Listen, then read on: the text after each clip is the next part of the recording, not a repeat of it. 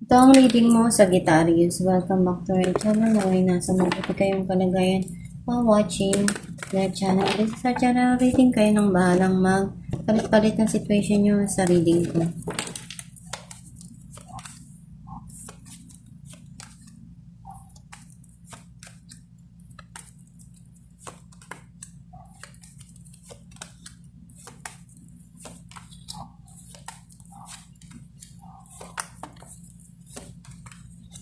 At the bottom of the deck, 10 of Pentacles. I feel like yung energy mo, nasisense ko na naandun yung mga bagay na gusto mong makamit sa buhay mo financially.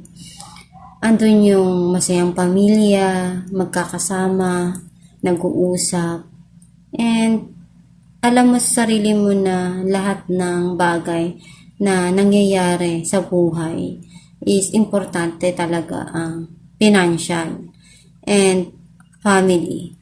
Kaya umiikot yung mundo mo doon. Ang mensahe ng card mo, someone wants to talk to you. Or pwedeng ikaw din to na gusto mong kausapin yung tao, magpaliwanag ng other side ng story, na alam sa sarili mo yung dapat na i-explain dun sa situation.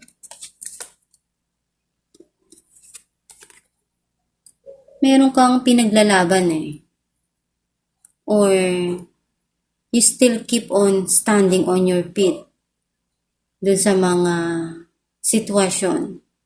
Babangon ka, hindi ka susuko.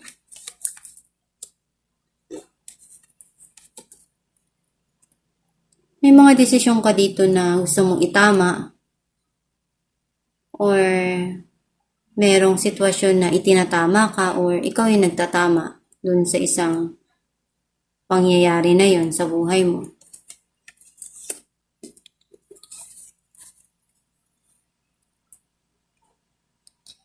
Meron dito na nangyayari na hindi maganda, pwedeng nagkakaroon ng pagtatalo or andun yung obsession and addiction into something. You feel connected pa rin dun sa tao na to at hindi mo makalimutan.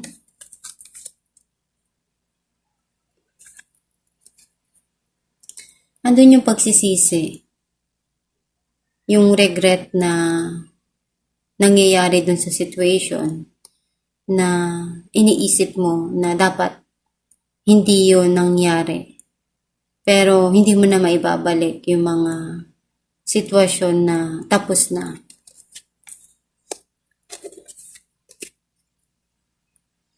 May parating dito na transformation na mag-lead into new beginning sa buhay mo.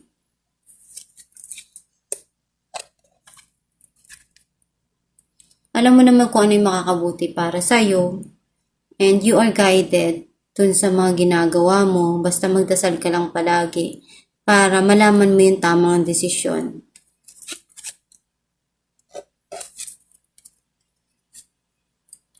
May mga gusto ka dito na sabihin, klaruhin, and itama dun sa situation, sa mga nangyari.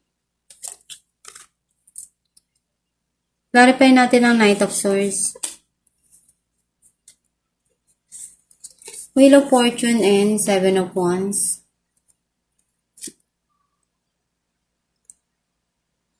I think nakikita ko dito na merong nag-end na situation. And yung new cycle for you, may mga minamanifest ka dito na gusto mong mangyari. Or some of you, may pinagdarasal ka. Clarify natin Judgment.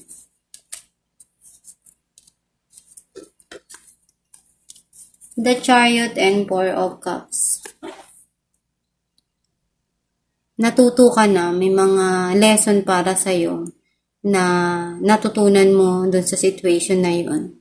Nandun yung panghihinayang, yung regret, pero tapos na Kaya alam mo sa sarili mo kung ano ba yung judgment na meron dun sa situation na yun. Dun sa mga nangyari na yun sa buhay mo. Clarify natin ang Four of Cups. Death and Judgment. May mga desisyon ka ditong gagawin na pwedeng makapagpabago dun sa isang sitwasyon na yun na pinagdaraanan mo. Clarify natin the Hierophant.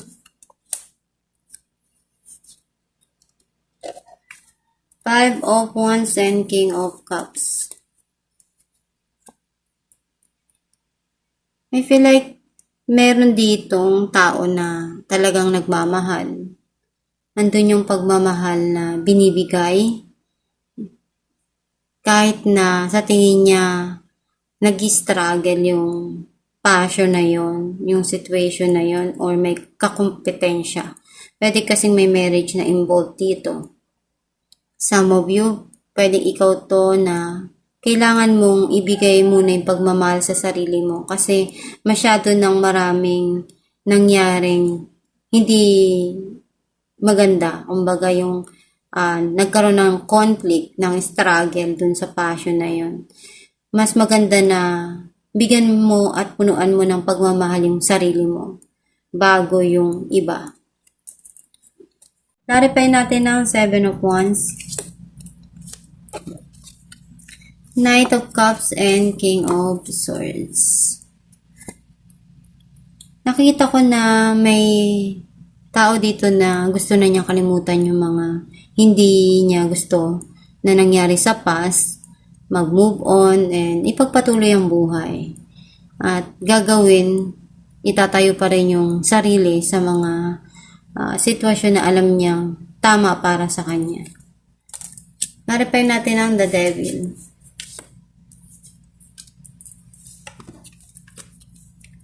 Three of Swords and Queen of Wands. Masakit para sa iyo yung mga nangyari. Kasi hindi nagkaroon ng magandang connection. Pero unti-unti naman nag-heal. Nagiging okay ka na. Nakikita mo na ulit kung ano yung mga bagay na dapat na gawin dun sa situation mo. And unti-unti naman na bumabalik yung passion mo sa kung ano man yung nahihiligan mo ngayon. Clarify natin death.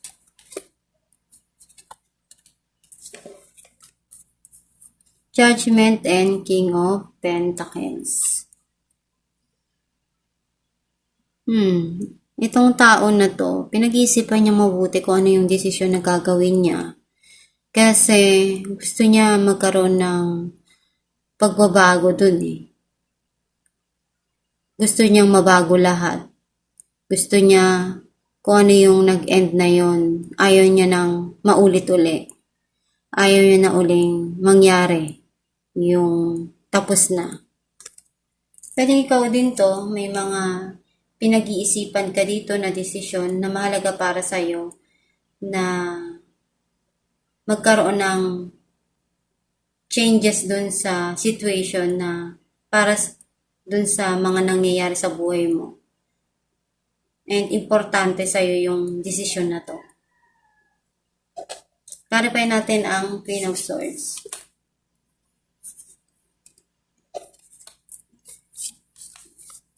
Three of Wands and Three of Cups. I feel like meron ka ditong gustong puntahan na celebration, pwedeng magkikita, or iniisip mo kung makikipag-ayos ka ba. May mga dapat na ayusin dito, itama dun sa situation na alam mo naman sa sarili mo kung ano yung dapat na gawin eh. At ikaw lang din yung makapag-decide nun. Alamin natin kung ano mensahe ng yung babae.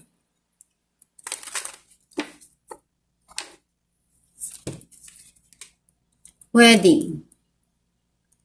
Marriage is the union of two souls joined in love, mutual respect, and commitment. It signifies a desire to deepen love over time. Your wedding day is a testament to your well-founded faith in love's power.